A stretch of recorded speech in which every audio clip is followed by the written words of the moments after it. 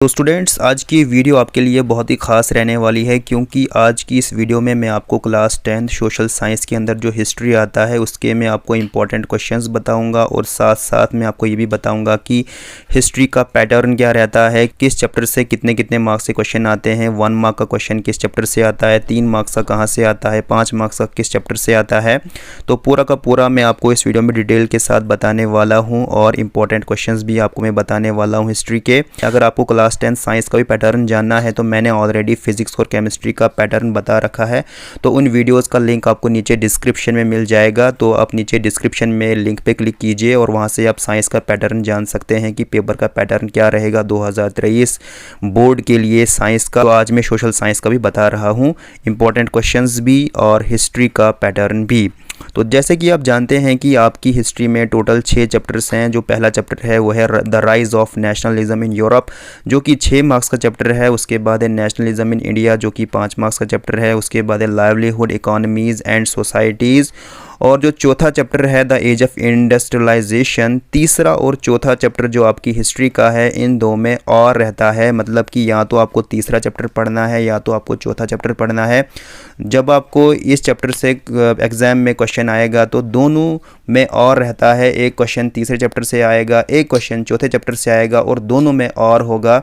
ठीक है, समझ आ रही बात आपको। तो ये जो दोनों यूनिट हैं ये 6 मार्क्स के हैं, मतलब दोनों में से आपने एक ही पढ़ना है, तो 6 मार्क्स का ये चैप्टर रहता है। उसके बाद हम बात करते हैं 5वें चैप्टर की, जिसका नाम है print culture and the modern world, जो कि 5 मार्क्स का चैप्टर है। और उसके बाद है post independence era J&K on the path of modernisation. तो सबसे पहले हम बात करते हैं पैटर्न की कि पैटर्न क्या रहता है हिस्ट्री का। उसके बाद मैं आपको बताऊंगा हिस्ट्री के इंपॉर्टेंट क्वेश्चंस। तो चलिए, तो सबसे पहले जो आपकी हिस्ट्री का चैप्टर है rise of nationalism in Europe, जो कि 6 मार्क्स का चैप्टर है। तो यहाँ से आपको डायरेक्ट एक 5 मार्क्स का क्वेश्चन आएगा। तो आप देख सकते हैं क्वेश्चन नंबर 13 जो कि चैप्टर नंबर 1 से आया है, और मतलब कि यहाँ से इस चैप्टर से एक 5 मार्क्स का क्वेश्चन आता है और एक 1 मार्क का क्वेश्चन आता है। जो 5 मार्क्स का क्वेश्चन इस चैप्टर से आया है वो है क्वेश्चन नंबर 13 और एक 1 मार्क का क्वेश्चन आएगा। तो मतलब कि 1 मार्क का क्वेश्चन आपको ऑब्जेक्टिव आएगा।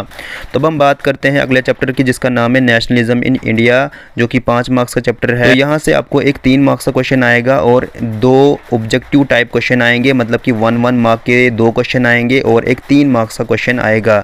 तो आप देख सकते हैं क्वेश्चन नंबर 3 जो कि नेशनलिज्म इन इंडिया से आया हुआ है। अब हम बात करते हैं अगले चैप्टर की, जिसका नाम है the making of global world और द एज ऑफ इंडस्ट्रियलाइजेशन। मतलब मैं दोनों चैप्टर का बता रहा हूँ, तीसरा और चौथा चैप्टर।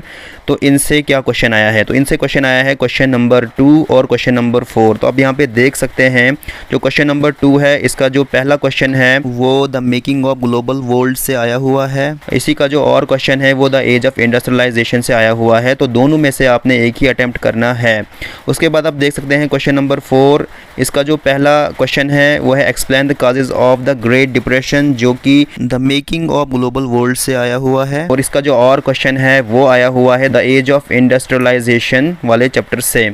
तो मतलब कि तीसरे और चौथे चैप्टर में आपको और आएगा। ठीक है, समझ आ रही बात आपको। अब हम बात करते हैं अगले चैप्टर की, जिसका नाम है print culture and the modern world, जो कि 5 मार्क्स का चैप्टर है। तो यहाँ से आपको डायरेक्ट एक पैसेज टाइप क्वेश्चन आएगा। तो आप देख सकते हैं क्वेश्चन नंबर 16।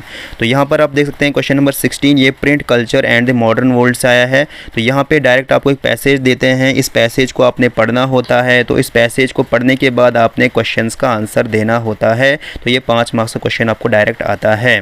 ठीक है, तो मतलब कि यहाँ पर इस चैप्टर से आपको कोई भी क्वेश्चन याद नहीं करना है, इसके लिए आपको पूरा लेसन अच्छे से पढ़ना है, अच्छे से समझना है, तब जाके आप इस पैसेज वाले क्वेश्चन को आराम से कर सकते हैं। तो अब हम बात करते हैं अगले चैप्टर की, जिसका नाम है post independence era J&K on the path of modernisation, जो कि 3 मार्क्स का चैप्टर है।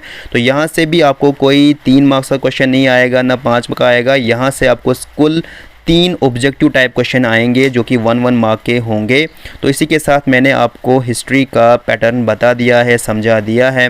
तो अब हम बात करते हैं इंपॉर्टेंट क्वेश्चंस की कि हिस्ट्री के इंपॉर्टेंट क्वेश्चंस कौन कौन से हैं। तो बात करते हैं पहले चैप्टर के इंपॉर्टेंट क्वेश्चंस की। आपने जो चैप्टर 1 के लिए जो इंपॉर्टेंट क्वेश्चंस करने हैं, तो आपने करना है क्वेश्चन नंबर 1 का A part, B part, C part और D पार्ट, ये बहुत इंपॉर्टेंट है। उसके बाद आपने करना है question number 2, question number 3, question number 4, question number 5। उसके बाद आपने करना है है। डिस्कस वाले सेक्शन से question number 2, question number 4, question number 5, मतलब कि कुल मिला के सारे क्वेश्चंस इंपॉर्टेंट हैं। लेकिन जिन क्वेश्चंस को मैंने टिक दे रखा है इनको तो आपने हर हाल में करना है, इनको आपने किसी भी हाल में नहीं छोड़ना है, क्योंकि इनमें से ही कोई ना कोई 5 मार्क्स का क्वेश्चन आपको पूछा जाएगा।